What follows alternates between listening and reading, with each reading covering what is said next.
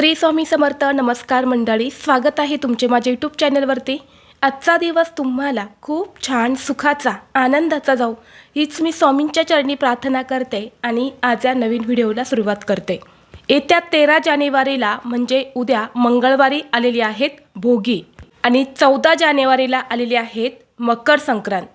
तर पहा, आपल्या हिंदू धर्मामध्ये मकर संक्रांत हा खूप महत्त्वाचा सण मानला जातो. हा वर्षातील पहिला सण असल्यामुळे सर्वजण अगदी आनंदाने आणि उत्साहाने साजरा करत असतात.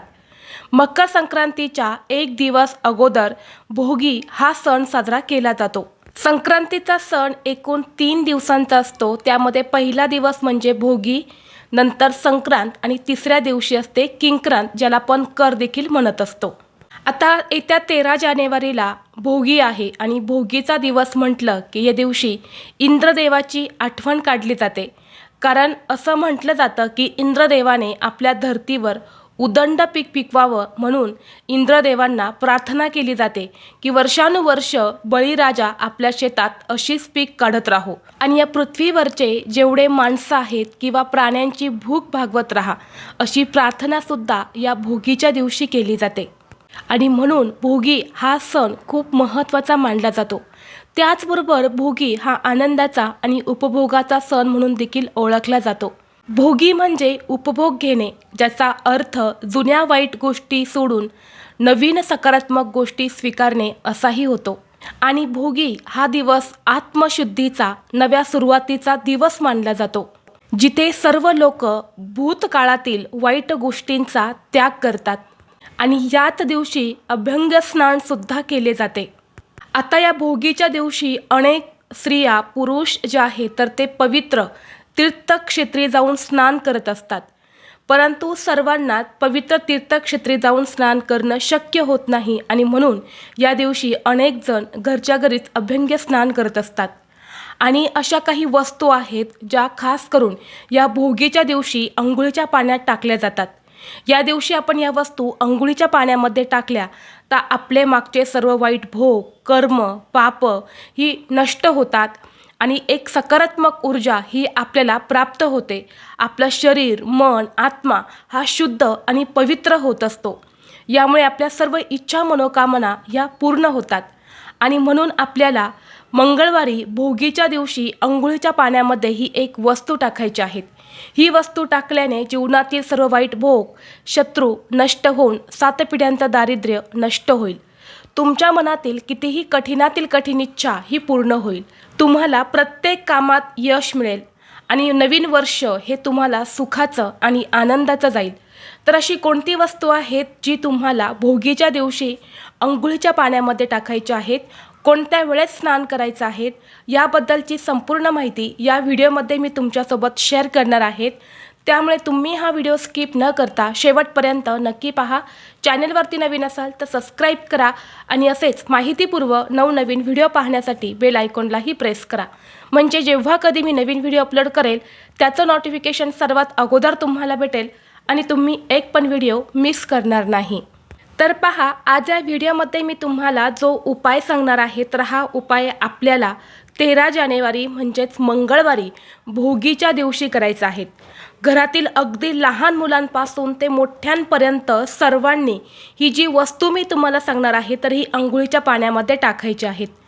जर तुम्ही या भोगीच्या दिवशी ही एक वस्तू अंघोळीच्या पाण्यामध्ये टाकली तर आपले सर्व वाईट भोग, कर्म हे दूर होतात.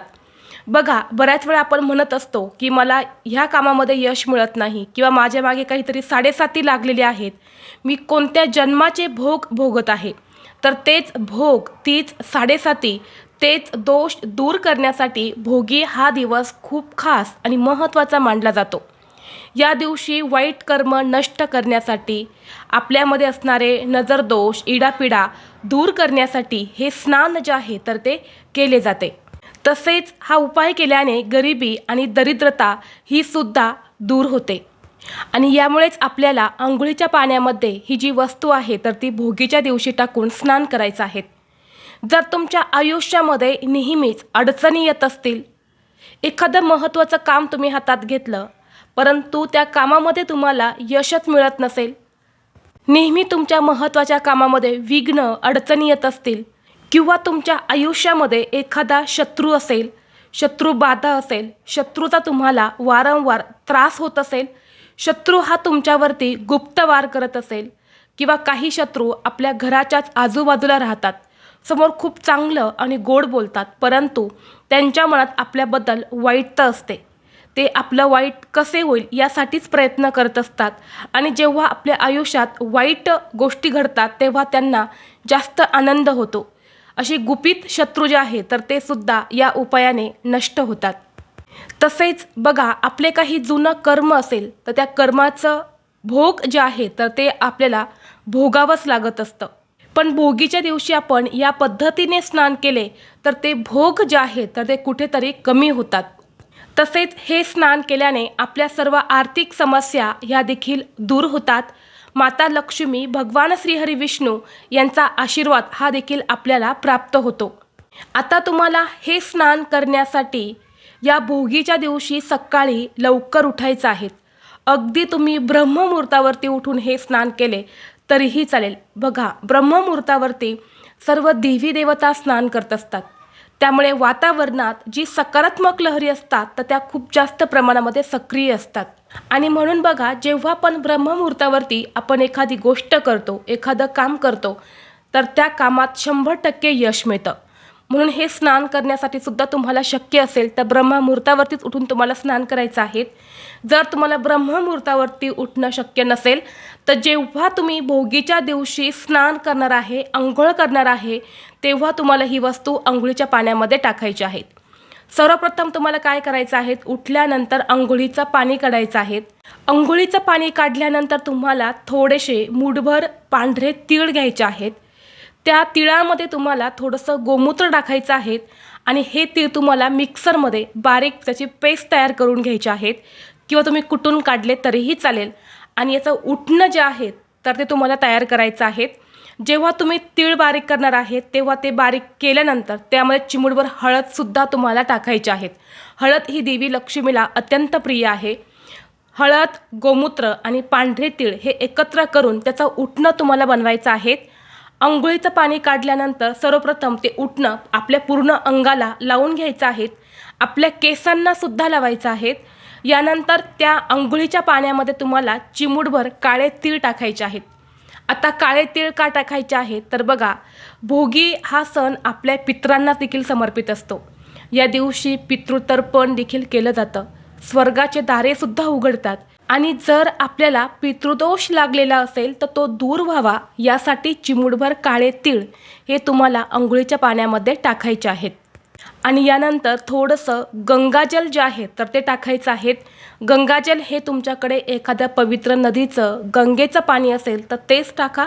नसेल तर जिथे कुठे पूजा साहित्य मिळते तिथून तुम्हाला गंगाजलची बॉटल आणायची आहेत आणि 1 चमचाभर गंगाजल अंघोळीच्या पाण्यात टाकायचं आणि असं हे पांढऱ्या तिळाचं उटणं लावून तुम्हाला हे स्नान करायचं आहे. स्नान करत असताना ओम नमो भगवते वासुदेवाय नमः, ओम नमो भगवते वासुदेवाय नमः या मंत्राचा जप करायचा आहे.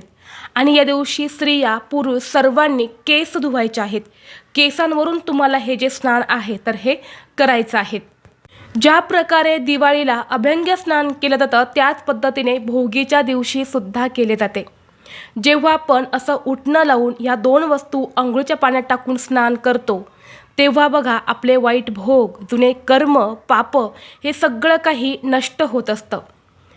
गंगाजल अंघोळीच्या पाण्यामध्ये टाकल्याने ज्या प्रकारे गंगाजल हे पवित्र असतं तसंच आपलं शरीर, मन, आत्मा हा सुद्धा पवित्र आणि शुद्ध होतो. हळद अंघोळीच्या पाण्यात टाकल्याने आपल्याकडे असणारी गरिबी आणि दरिद्रता ही दूर होते आणि आपल्या कुंडलीतले सर्व ग्रह हे मजबूत होत असतात. आता या पद्धतीने तुमचं स्नान करून झाल्यानंतर तुम्हाला स्वच्छ कपडे परिधान करायचे आहेत. यानंतर सर्वप्रथम तुम्हाला लगेच सूर्यदेवाला जल अर्पण करायचं आहे.